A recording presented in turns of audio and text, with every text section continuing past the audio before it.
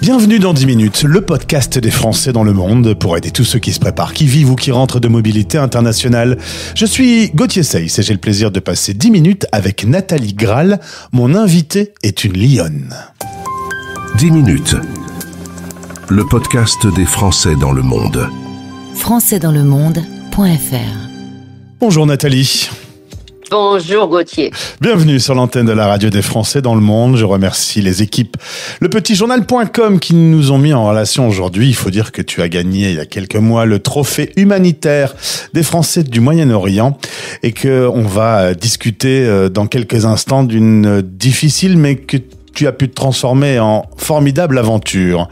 Nathalie, déjà un petit mot, tu écoutes les podcasts de la radio le matin en prenant ton thé, toi ? Oui, moi j'adore. J'aime être dans mon jardin avec mon thé et puis avoir un petit peu cette petite partie des Français que je me sens un peu éloignée ici, même si ça fait 16 ans que je réside à Dubaï. Alors on va arriver à Dubaï, revenons pour commencer en Normandie. Très vite, tu te mets à bosser. À 16 ans, tu es déjà dans les compagnies maritimes, comme papa, qui faisait le même métier. Et puis, la vie va avancer. Une séparation compliquée va changer ton chemin de vie à 27 ans. Tu vas atterrir en Côte d'Ivoire, où tu vas vivre pendant 4 ans. Tu arrives là-bas avec ta fille de 3 ans et tu m'as dit, là, je rentre dans un autre monde.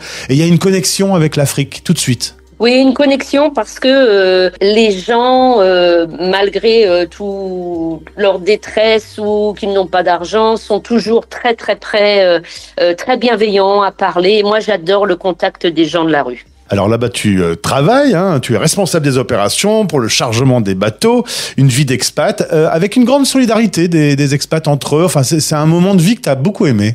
Oui, à l'époque, la Côte d'Ivoire, c'était grandiose et puis une grande solidarité entre tous les expats. Il y avait pas d'insécurité à l'époque, des petits restaurants partout, on rencontrait des gens de toutes nationalités, c'était fantastique. Moi, à cet âge-là, j'avais 27 ans, je venais de ma Normandie, pas voyager, donc c'était du bonheur. Alors évidemment, il y aura une crise économique qui va te pousser à rentrer à Paris, mais là, la pluie, le boulot, métro, dodo, c'est pas trop ton truc. Tu vas rencontrer ton futur mari qui est au Cameroun à ce moment-là et qui est danois. Et là, nouvelle vie en couple avec l'arrivée d'enfants. Oui, nous avons fait 10 ans à Paris. Et Vigo, notre fils est né à Paris. Et après un an assez difficile de boulot dodo, nous partons pour une nouvelle aventure au Sénégal, à Dakar. Alors là, quand on parle de Dakar, t'as les yeux qui s'écarquillent à nouveau. Tu adores cette période. D'ailleurs, tu vas te lancer un peu dans l'humanitaire à ce moment-là. Tu vas te rendre compte que toi, ton truc, c'est de donner du bonheur aux autres. C'est bien résumé ? Oui, c'est tout à fait ça, mais je pense aussi j'ai grandi dans une famille qui était ma maman était comme ça. Donc donner aux autres, tu reçois tellement de bonheur, ça te donne une sensation de bien-être. Donc j'ai voulu créer un atelier de poterie. Peut-être que tu peux en parler plus que moi. T'as été sensible sur le fait que des enfants soient abandonnés par leur famille parce qu'ils étaient sourds et muets. T'as monté du coup un système d'atelier de poterie et avec l'argent que tu récupérais, ça revenait à ces enfants. Et résultat, t'as rendu beaucoup d'enfants beaucoup plus heureux. Oui, je pense qu'on peut toujours trouver quelque chose à faire. Et je voulais faire quelque chose avec de la bienveillance. Et ces enfants sourds et muets avaient besoin d'aide. Et la personne qui s'en occupait n'avait pas les moyens, la stratégie de le faire. Et j'ai dit, moi, je peux t'aider. Il a les moyens de le faire avec les mains. Moi, je vais faire l'autre moitié. Et avec la communauté de Dakar Women's Group, j'ai monté un atelier de poterie. Et tout cet argent revenait à cette petite communauté d'enfants sourds et muets, qui ces enfants sourds et muets n'ont pas de différence avec les autres enfants. S'ils parlent pas, les enfants parlent avec les mains, et c'est ça qui est beau à voir, c'est que il n'y a pas besoin d'avoir la langue pour parler. Et puis, tu es très fier puisque aujourd'hui tu n'es plus à Dakar, mais cet atelier de poterie continue et il y a encore de l'argent qui arrive pour ces enfants. Ça te rend très fier. Oui, ça me rend très fière que avant de partir, je voulais pas les laisser. J'ai commencé à contacter les écoles et ils continuent à travailler dans les écoles. Et j'ai toujours aussi, moi je suis une amoureuse de l'Afrique, donc ça me fait très plaisir. Alors deuxième coup de froid, puisque après Dakar, vous allez vous installer à Copenhague, donc le pays originaire de ton mari. Bon là-bas le froid, ça va pas non plus trop te botter, hein, ça va pas durer énormément. Vous allez décider il y a 16 ans d'aller vivre à Dubaï. Alors Dubaï d'il y a 16 ans, c'est pas le Dubaï d'aujourd'hui, hein? Non, le Dubaï de 16 ans, c'était pas autant de circulation, pas autant d'expatriés, pas autant de population. C'était aussi une communauté assez bienveillante, avec les rencontres avec les enfants, plein d'activités pour les enfants. Ça continue, mais la population a doublé depuis, donc c'est différent. Alors il y a 3 ans, votre fils Vigo, qui a à ce moment-là 17 ans, très sportif, très impliqué dans une adolescence foisonnante, tout se passe bien pour lui, il fait beaucoup de golf et ça se passe super bien, il réussit plein de tournois. Et puis un jour après le golf, il a son doigt qui n'est plus sensible, puis sa main, et vous allez vivre en quelques heures une abominable chute dans l'abîme de la vie, avec au bout du chemin le décès de Vigo. Oui, tout à fait. Vigo était champion de golf des Émirats. Je tiens à le souligner parce que il n'est pas que champion dans sa vie, champion des Émirats pour le golf et champion puisque il a sauvé 5 vies. Notre tragédie, notre vie a changé en 1 minute. Vigo était sportif, en bonne santé. Et il est allé aux urgences pour une main engourdie. On lui fait une prise de sang, il ressort et 3 heures après, il s'écroule. Il était dans le coma. Il était en mort cérébrale. Tu m'as dit, voilà. C'est pour ça que j'ai commencé cette interview en disant que je recevais une lionne. Lorsque tu vois que ton fils s'écroule au sol, tu as un cri de lionne. Exactement. J'ai su au moment où il est tombé que c'était fini. Je ne pourrais pas l'expliquer, je ne pourrais pas refaire ce cri de lionne, mais c'est un cri en tant que maman, je ne sais pas, mais j'ai su que c'était fini. D'ailleurs, je ne suis pas mon fils en ambulance parce que je sais que c'était fini. Ah ouais. Je laisse mon mari partir à l'hôpital et il m'appelle et il me dit c'est grave, il faut que tu viennes. Alors en l'occurrence, cette mort cérébrale, eh bien, c'est l'occasion de donner ses organes, justement parce que le corps fonctionne lui très très bien. Et là, tu vas décider d'accepter, mais sans aucun support moral, sans information. Tu te retrouves une maman dépourvue. Là, ça s'est pas bien passé. On n'a pas fait les choses correctement par rapport à ce don d'organes de Vigo. Alors, il faut savoir que les dons d'organes à l'époque, c'était il y a 7 ans dans les Émirats, donc ils sont vraiment comparés à la France vraiment au début. Donc les gens n'étaient pas formés pour l'empathie, la compassion, alors que justement, quand il y a une mort cérébrale, à ce moment-là, on a besoin vraiment de soutien pendant et après. Et ça m'a beaucoup manqué. Et je me suis dit, bon, les gens après, j'en voulais pas aux gens, ils n'ont pas été formés. Mais à ce moment-là crucial, il y a besoin d'un soutien. C'est un moment traumatique, un moment, une tragédie, et c'est là qu'on a besoin d'un regard, une main sur l'épaule, et on n'a rien eu. Et résultat, Nathalie, tu as pris cette position d'être une véritable ambassadrice des dons d'organes et du soutien aux familles de donneurs sur les Émirats arabes.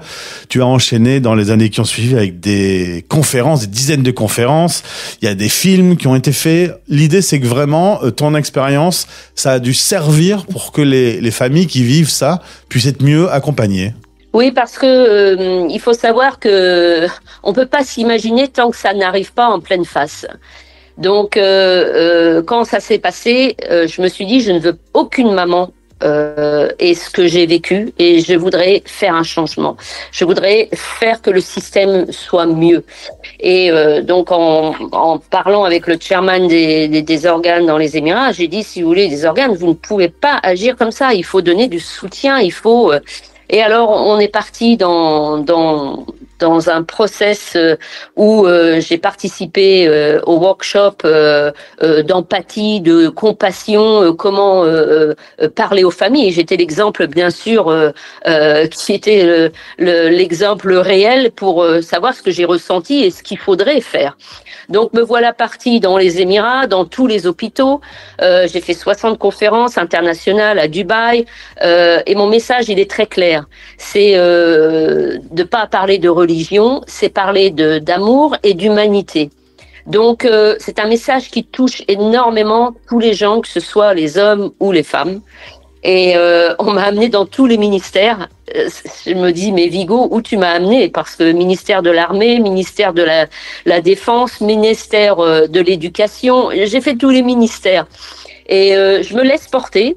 Et tout le monde me dit, mais comment tu fais? Et je dis, mais je suis portée. Vigo me guide, c'est ma nouvelle mission de vie. Et je pense arriver à faire un changement. Et ça a été une révolution parce que c'était dans Dubaï, si vous parlez de Vigo, ça fait tilt dans tous les hôpitaux d'ailleurs. Hein. Ah, tu racontais justement ce rendez-vous avec le ministère des Armées où tous ces hommes sont en tenue. Et toi, petit bout de femme, tu passes ton message, oui. Quoi. Voilà. Et oui, mais alors moi j'ai peur de rien. Hein. J'ai peur de rien et je voulais surtout transformer cette tragédie en une beauté. Je veux transformer quelque chose. Cette tragédie, ça nous a transformés. Perdre un enfant, on est dans un cyclone. Il faut savoir s'éloigner de ce cyclone et avoir un chemin de résilience. Autrement, on ne peut pas imaginer la souffrance qu'on a et jusqu'à la fin de notre vie. Mais ça n'empêche pas qu'on peut vivre et qu'on peut faire quelque chose. Et moi, j'ai pensé, ce que je ressens, c'est que ma thérapie, c'est d'aider les autres, m'aide énormément. Et parler de Vigo, de l'histoire de Vigo, mais partout. Comme je l'ai dit, je vais aller en Saoudie au mois d'avril pendant 3 jours où ils veulent que je parle de l'histoire de Vigo. Donc ça touche beaucoup. Il y a beaucoup d'articles, beaucoup de radios. Et puis quand vous voyez ces femmes ou ces hommes qui viennent vous voir et qui vous disent en arabe « merci pour ce que vous faites », je pense que c'est quand même, ça a touché quand même les religieux sont venus me voir. Donc, je ressens beaucoup d'amour, en fait. Et tu sais aujourd'hui que le cœur de Vigo bat dans le corps d'une jeune femme. De 27 ans, qui est en Saoudie. Donc, on met en place aussi des lettres de merci parce que ces familles d'honneur, faut les remercier quand même. Donc, on met en place maintenant des lettres pour dire merci. Je suis en train de travailler avec les hôpitaux pour faire une peinture d'arbre de vie en reconnaissance de tous ces donneurs. Il y a beaucoup de choses à faire. J'aimerais beaucoup faire une fondation de Vigo. Mais bon, le gouvernement, pour l'instant, ils avancent, mais ça viendra ou ça viendra pas. Moi, je demande rien. Tout est fait avec mon cœur, je ne suis pas payée et je donne et je reçois beaucoup aussi. Donc, je laisse faire les choses. En tout cas, si les responsables aujourd'hui ont entendu, il y a une fondation Vigo à créer, eh bien, si elle peut exister, je pense que ce sera vraiment une très bonne chose. Bravo pour ce parcours. La vie, c'est toujours difficile, hein, on le sait. Ce que tu as vécu, c'est sans doute l'épreuve la plus difficile en tant que parent. Et aujourd'hui, je sens que ce que tu fais, ça te fait rayonner de vie et ça fait rayonner de vie Vigo au passage. Et oui, il continue de briller. Et puis, il y a eu sur les golfs, il y a des trophées de Vigo qui sont partout dans les Émirats, dans tous les golfs des Émirats. Il y a un banc à son nom qui est à Jumeirah Golf Estates. Mais je suis en paix et en mode résilience. C'est très important. Ça ne veut pas dire que je ne pense pas à Vigo. Hein. Le deuil, c'est pas forcément arrêter d'être triste et ce n'est pas oublier, mais c'est l'acceptation de cette vie différente et de toutes les émotions qui sont là.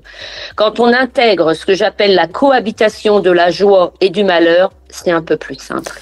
Et au moment où les auditeurs qui sont aux 4 coins de la planète entendent cette interview, évidemment, le don d'organes, que ça soit aux Émirats arabes, en France ou partout ailleurs dans le monde, c'est un grand sujet important. C'est aussi un combat pour toi. C'est un combat parce qu'il y a des gens tous les jours qui meurent, qui sont en attente de greffe et qui n'en auront pas. Donc, c'est une décision très difficile parce que la mort cérébrale, c'est quand il n'y a plus d'activité du cerveau. Donc, c'est pas tout le monde qui est en mort cérébrale. Et à ce moment-là, où on est dans un moment traumatique de notre vie, il faut savoir faire le choix, faire un choix qui reflète l'amour et la résilience et l'humanité. Et ça, c'est pas donné à tout le monde. Donc, c'est pour ça que le support, le soutien est très important pour les familles, parce que c'est eux qui vont aider à prendre la décision. Moi, je n'ai pas de regrets. Je n'ai pas de regrets. Vigo continue à vivre. Alors, ce qui est beau, c'est quand même, c'est un Indien, un Émirati, Saoudien qui ont été sauvés. Peu importe la nationalité, peu importe la religion. C'est un acte d'amour et de bienveillance. Et je suis fière de Vigo qui reflète ça aujourd'hui. Nathalie, tu es mon interview 2438. Sache que tu pourras écouter cette interview en buvant ton thé. Je sais pas si tu vas t'écouter toi-même, mais sache en tout cas que ça aura touché l'animateur qui aura été aux commandes de cette interview. Merci beaucoup pour ce témoignage. À bientôt. Merci beaucoup. Merci beaucoup. Merci. Français dans le monde. Vous écoutez La Voix des expats.